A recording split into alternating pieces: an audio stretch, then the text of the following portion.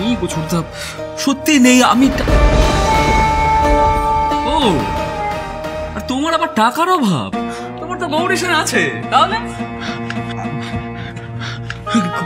কোন গৌরীশন? ওই যে তোমার সোনার ডিম পাড়া হাঁস। হ্যাঁ, তা সে গেল কোথায়? আরে তার দেওয়া সব টাকা তো শেষ, তাই তো তোমার কাছে চাইছি আমি। দাও না বিজন, একটা আমাকে বলে আর কি হবে? মানে আমি সত্যি তোমাকে এই মুহূর্তে কোনো টাকা দিতে পারবো না ছোটদা।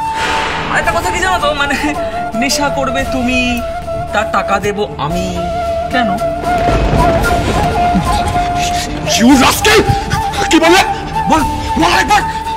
খুব সাবধান, মুখ সামলে কথা বলো। আমি তোমার চাকর না যে তুমি আমার সঙ্গে এইভাবে কথা বলবে। তুই চিপে না, একেবারে মেরে ফেলে তোমার সালা কাল সাপ। লজ্জা করে না? এতদিন আমার পয়সার মদ খেয়ে জুয়া খেলে ফুর্তি করে এখন আমাকে কলা দেখাচ্ছিস? হ্যাঁ, মনে নেই সেই দিনগুলো যখন দিনের পর দিন আমার পায়ে পড়ে থাকতিস টাকার জন্য?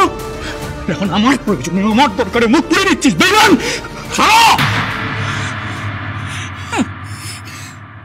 আমায় খাওয়াতো।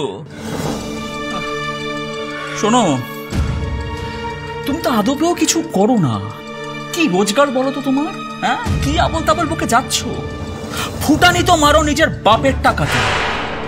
তার লাট সাহেব এলেন আমার, উনি নাকি আমায় খাওয়াতেন। আর যদি খেয়েও থাকি, টাকা নিয়েও থাকি, বেশ করেছি। তার জন্য না আমি তোমার কেনা গোলাম হয়ে যাইনি। ছাড়ো ছাড়ো ছাড়ো, সমস্ত না আমার অনেক অনেক দেখা আছে। আর খুব শিগগিরই আমার টাকার ব্যবস্থা আমি নিজে করে নেব। তোমার এই ফুটানির টাকার আমার আর কোনো দরকার নেই। তুমি এখানেই পচে মরো।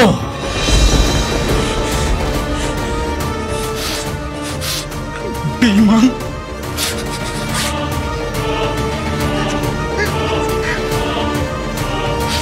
বেঈমান,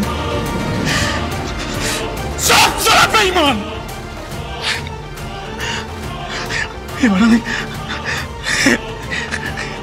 এবার আমি কোথায় টাকা পাবো? হ্যাঁ, ওমা, আমার তো গলা শুকিয়ে আসছে। ওমা, আমি তো ভালো হয়ে যাবো।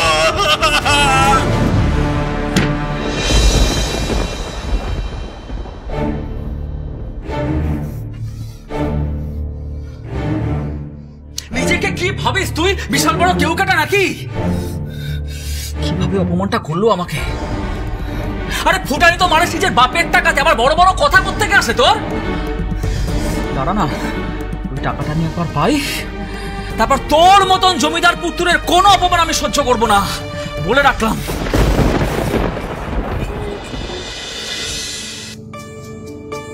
স্বয়ং সিদ্ধা, সোম থেকে শনির সন্ধ্যে ৭টায়, আকাশ ৮-এ।